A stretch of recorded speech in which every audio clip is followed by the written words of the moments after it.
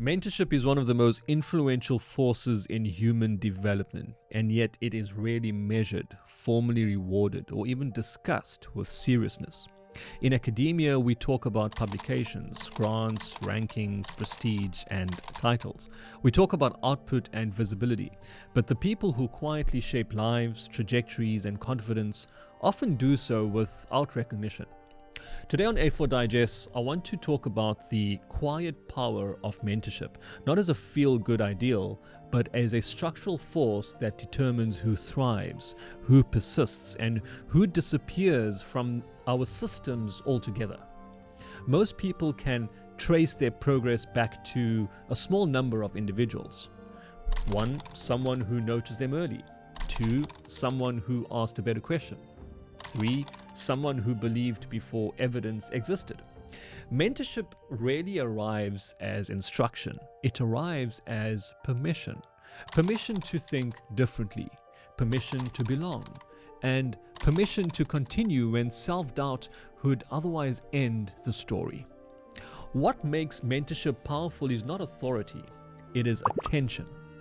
To be mentored is to be seen, not just for current ability, but for potential.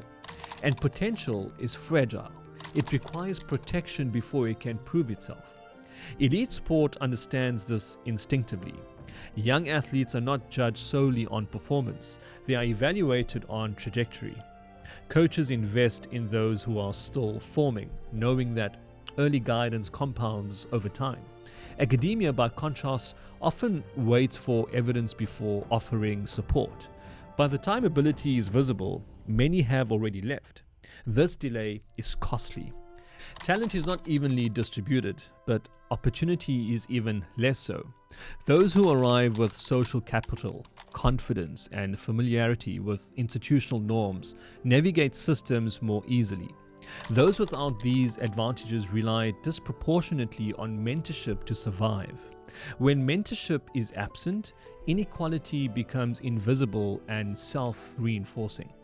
The most effective mentors do not create replicas of themselves, they create conditions. They ask questions rather than give answers. They challenge assumptions without humiliating. They offer structure without suffocation. They know when to intervene and when to step back. Mentorship is not control, it is calibration.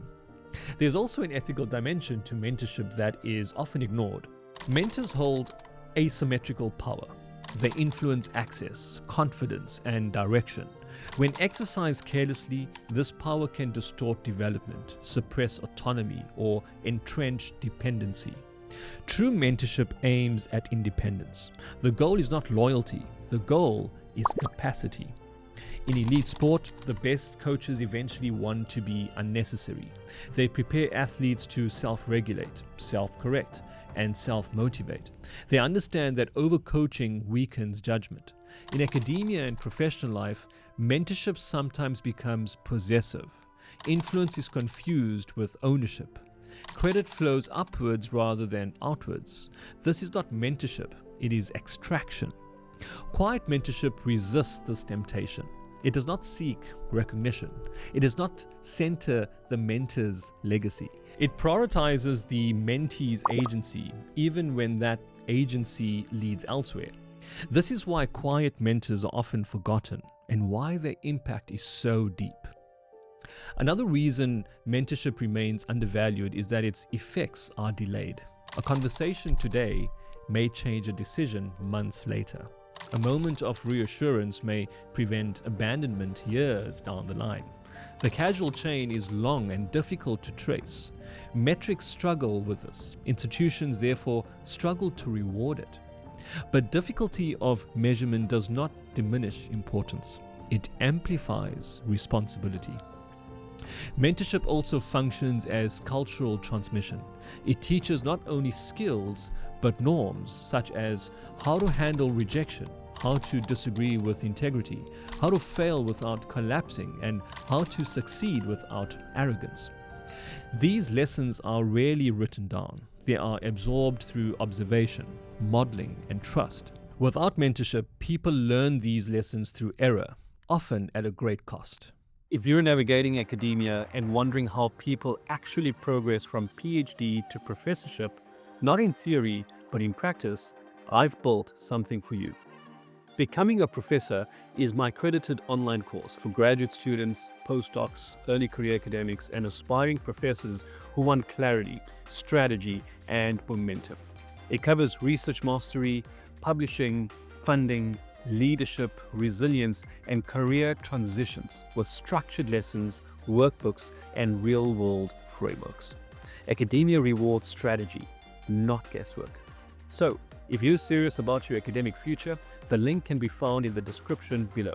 So, in an age of AI, mentorship becomes even more important. Information is abundant, guidance is not. AI can provide answers, it cannot contextualize struggle. It cannot notice hesitation. It cannot offer belief when confidence falters. Mentorship is not about information transfer. It is about human judgment applied to another human being. There is a temptation to believe that scalable systems can replace mentorship. Online courses, automated feedback, algorithmic recommendations, these tools are useful.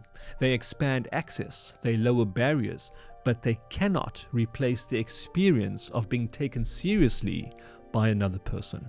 That experience changes behavior, and behavioral change in many sectors is imperative. The quiet power of mentorship lies precisely in how specific it is. A mentor does not speak to everyone, they speak to you. They adapt to context, history, temperament, and ambition. They notice what data misses. This is not inefficiency, it is care. Mentorship is also reciprocal, though asymmetrical. Mentors are sharpened by questions they cannot answer easily. They are forced to articulate values they may have absorbed unconsciously. They are reminded of beginnings and of responsibilities that accompany experience.